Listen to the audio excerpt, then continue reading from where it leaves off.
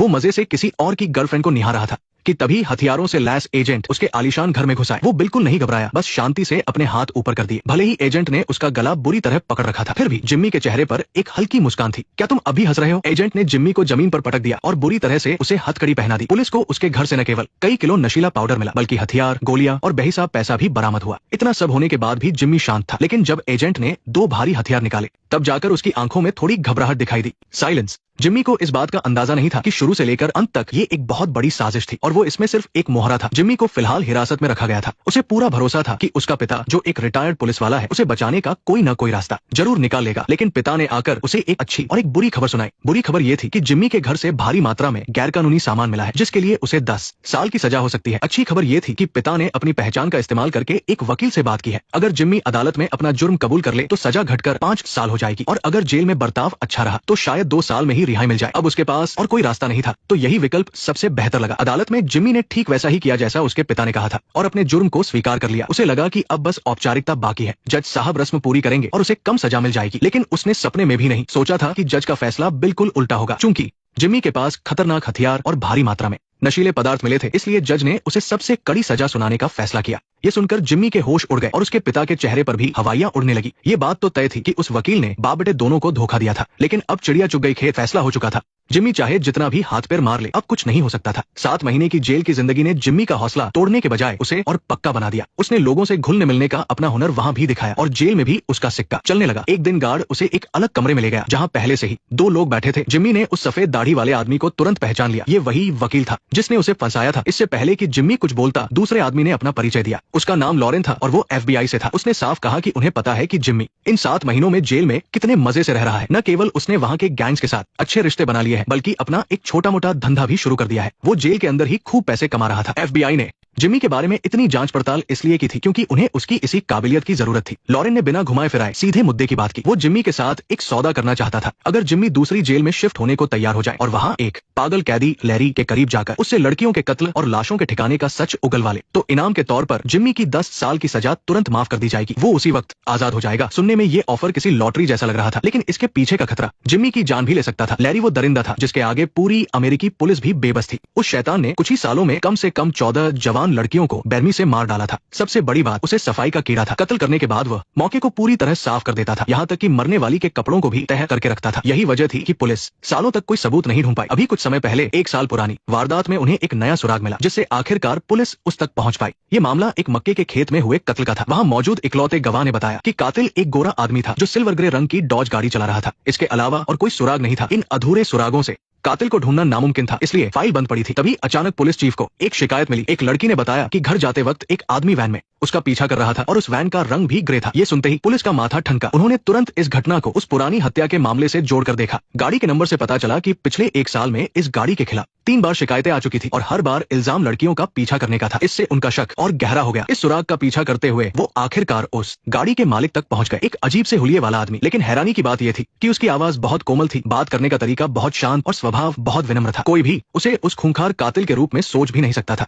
Police के पास उसके खिलाफ कोई पक्का सबूत नहीं था, इसलिए वो सिर्फ इशारों में पूछताछ कर रहे थे ताकि उसके मुंह से उन लड़कियों के बारे में कुछ निकलवा सके। लेकिन वो भी कच्चा खिलाड़ी नहीं था, उसे फंसाना आसान नहीं था। पुलिस के सवालों पर वो या तो जवाब घुमा देता या फिर शायद हो सकता है लगता है जैसे गोलमोल शब्दों में बात टाल देता। उसकी बातें सुनकर लगता था जैसे उसका दिमाग ठीक नहीं है। जब लड़की का पीछा करने वाली बात पूछी गई तो उसने कहा कि वो तो बस मजाक कर रहा था, उसने किसी को नुकसान तो नहीं पहुंचाया। पुलिस को शक तो था पर वो उसे गिरफ्तार नहीं कर सकते थे। पूछताछ लगभग खत्म ही हो रही थी कि तभी लैरी ने अचानक कहा कि उसे सपने देखने का शौक है। उसका चेहरा देखकर लग रहा था कि वो सच बोल रहा है, लेकिन वो हर बात को अपने सपनों से जोड़कर बता रहा था, जिससे पुलिस का दिमाग चकरा गया। और भी हैरानी की बात तब हुई जब लैरी ने थोड़ी देर रुकने के बाद अपनी बात पलट दी। उसने कहा कि उसने सपने में लड़कियों को नहीं मारा, बल्कि मारने के बाद उसे बहुत सारे सपने आए, ऐसे उल्टे सीधे और बिना सिर पैर के जवाबों ने पुलिस को पूरी तरह कंफ्यूज कर दिया था। यहाँ तक कि शांत स्वभाव वाले पुलिस चीफ को भी हंसी आने लगी थी। जब लगा कि बातों से काम नहीं बनेगा तो चीफ ने सीधे उस मारी गई लड़की की फोटो निकालकर सामने रख दी। फोटो देखते ही लैरी अचानक बहुत ज्यादा घबरा गया। वो मुड़ा और जिद करने लगा कि उसे घर जाना है, अपनी माँ के पास। सबूत न होने की वजह से उन्हें उसे जाने देना पड़ा, लेकिन लैरी की इस हरकत ने पुलिस का शक यकीन में बदल दिया। फिर पुलिस चीफ ने अपने FBI दोस्त लॉरेन को पूरी कहानी सुनाई। उन्होंने जुगाड़ लगाकर एक झूठ पकड़ने वाली मशीन यानी पॉलीग्राफ का इंतजाम किया ताकि लैरी कि मुंह से कुछ सच निकलवा सके, पर लैरी फिर भी अपनी हरकतों से बाज नहीं आया। एजेंट के सवालों पर वो फिर से बहकीब की बातें करने लगा और इधर उधर की कहानियां सुनाने लगा, पर मुद्दे पर नहीं आया। आखिर में एजेंट ने तंग आकर फिर से उस लड़की की फोटो दिखाई, लेकिन इस बार लैरी पीछे नहीं हटा। उसने कहा वो मोटरसाइकिल चला रही थी और मैं खड़ा हो गया और उससे बातें करने लगा।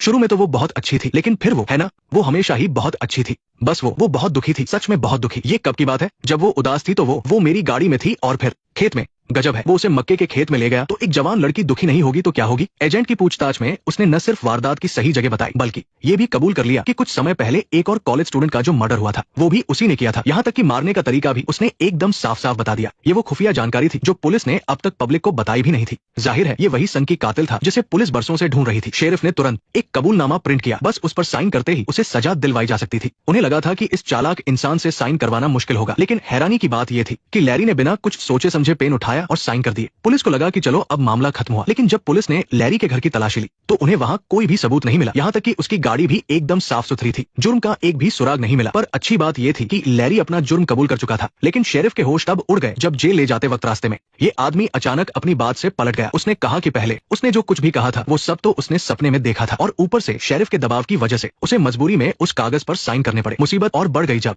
उसके भाई ने उसके लिए एक वकील कर लिया। कोर्ट में जज को लगा कि उसे मानसिक बीमारी है और वो आसानी से दूसरों की बातों में आ जाता है, इसलिए वो सही फैसले नहीं ले सकता। इसलिए जज ने उसकी अपील मान ली। अगर अगली सुनवाई तक पुलिस कोई पक्का सबूत नहीं ढूंढ पाई तो उसे बेकसूर मानकर छोड़ दिया जाएगा। सब जानते थे कि अगर वो समाज में वापस आया तो वो पक्का फिर से भयानक जुर्म करेगा। इसलिए फेडरल एजेंट्स ने जिमी की मदद लेने का सोचा। लेकिन जब जिमी ने उस बदनाम जेल के बारे में सुना जहां पागल कैदियों को रखा जाता है तो उसने फौरन इस पागलपन भरे प्रस्ताव को ठुकरा दिया। वो बस एक ड्रग डीलर है, कोई कातिल नहीं, और वो अपनी आजादी के लिए किसी संकी आदमी के साथ नहीं रहना चाहता था। वो तो बस शांति से अपनी सजा काट कर इस नरक से निकलना चाहता था। लेकिन लॉरेन ने हार नहीं मानी। जाने से पहले उसने जानबूझकर लैरी की फाइल वही छोड़ दी ताकि जिमी उसे पढ़ने के बाद फैसला ले। कम से कम मैं तुम्हें पढ़ने के लिए कुछ दे रही हूँ। शुरू में जिमी ने इस पर ध्यान नहीं दिया क्योंकि उसे भरोसा था कि उसके पिता जो एक रिटायर्ड पुलिस वाले हैं उसे बचाने का कोई न कोई रास्ता निकाल ही लेंगे। जब लॉरेन ने वो डील सामने रखी थी तो पिता ने साफ मना कर दिया था। वो दोनों पहले भी बाप बेटे को धोखा दे चुके थे, वो दोबारा धोखा नहीं खाना चाहता था। इसी तरह जिमी ने जेल में कुछ समय और आराम से बिताया। लेकिन एक दिन उसकी माँ के अचानक आने से सब कुछ बदल गया। जिमी के पिता को कुछ दिन पहले स्ट्रोक आया था और अब वो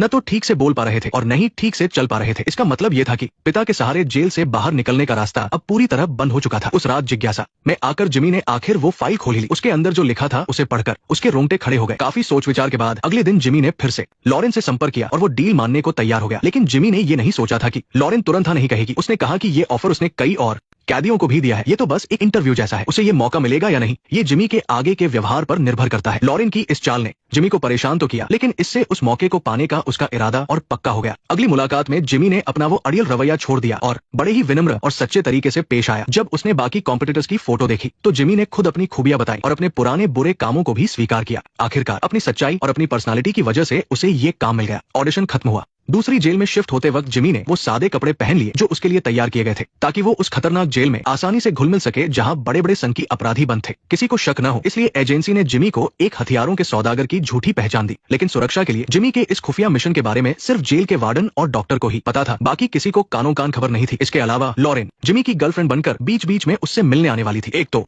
दूसरों की नजरों से बचने के लिए और दूसरा केस की प्रोग्रेस जानने और जिमी को जरूरी मदद देने के लिए। लॉरेन का प्लान सुनकर जिमी तो बस अभी के अभी शुरू करना चाहता था, लेकिन सबसे जरूरी बात ये थी कि लॉरेन ने उसे खास तौर पर चेतावनी दी थी। अगर मिशन के दौरान जिमी की गलती से उसकी सजा बढ़ गई तो उनके बीच का सारा समझौता रद्द हो जाएगा और फिर जिमी को हमेशा के लिए उसी जेल में सड़ना पड़ेगा। शुरू में तो जिमी इस मिशन को लेकर बहुत कॉन्फिडेंट था, लेकिन जब गाड़ी सचमुच जेल के दरवाजे पर पहुंची तो जिमी के पसीने छूटने लगे। वैसे इसमें जिमी की भी गलती नहीं है, आखिर वो कोई पेशेवर जासूस तो था नहीं उसने कोई ट्रेनिंग ली थी। इस मिशन में जरा सी चूक हुई तो आजादी तो दूर जान से भी हाथ धोना पड़ सकता था। वो अपनी जान जोखिम में नहीं डालना चाहता था। खैर साथ वालों के समझाने पर जिमी ने आखिरकार खुद को संभाला और मिशन पूरा करने के लिए तैयार हो गया। अब उसके पास पीछे हटने का कोई रास्ता नहीं था। आजादी पाने के लिए यही एक मौका था। जेल में आते ही जिमी का सारा सामान ले लिया गया। यही नहीं, उसे पूरे कपड़े उतारकर बारीकी से अपनी चेकिंग करवानी पड़ी। उसके बाद कैदी के कपड़े पहनकर उसे उसकी कोठरी में ले जाया गया। उस जेल के हालात जिमी की सोच से भी ज्यादा खराब थे। नए कैदियों को पुराने कैदियों के पीछे चलना पड़ता था और खाना देखकर तो उल्टी ही आ जाए, पर मिशन पूरा करने और आजाद होने के लिए उसे ये सब बर्दाश्त करना ही था। लेकिन काफी ढूंढने पर भी उसे लैरी कहीं दिखाई नहीं दिया। जिमी घबराने लगा। उसे लगा कि कहीं एजेंसी ने उसे फिर से बेवकूफ तो नहीं बना दिया। असल में लैरी सफाई का बहुत शौकीन था, इसलिए जेल के पहले ही दिन उसे बॉयलर रूम में काम दे दिया गया था और आज मशीन खराब होने की वजह से लैरी को देर तक काम करना पड़ा, इसलिए वो अपनी कोठरी में देर से लौटा। जिमी को पता भी नहीं था कि इस वक्त वो और लैरी बस एक दीवार की दूरी पर है। मौत और जिंदगी का ये खेल अब चुपचाप शुरू होने वाला है। बहुत सारे सवाल अभी बाकी है। जिंदगी भी एक अनजानी बाजी की तरह है। हम अक्सर मुश्किलों में फंस जाते हैं, दोराहे पर खड़े हो जाते हैं, कभी धोखा मिलता है तो कभी हम भटक जाते हैं, लेकिन जो हिम्मत नहीं हारता और खतरों का सामना करता है उसे ही अपनी मंजिल मिलती है। जिमी की कहानी अभी जारी है और हम सब भी अपनी अपनी जिंदगी में अपनी लड़ाई लड़ रहे हैं और आगे बढ़ रहे हैं। बस अपने उसूलों पर टिक कर आगे बढ़ते रहना ही जीत है। तो दोस्तों, आज के लिए बस इतना ही।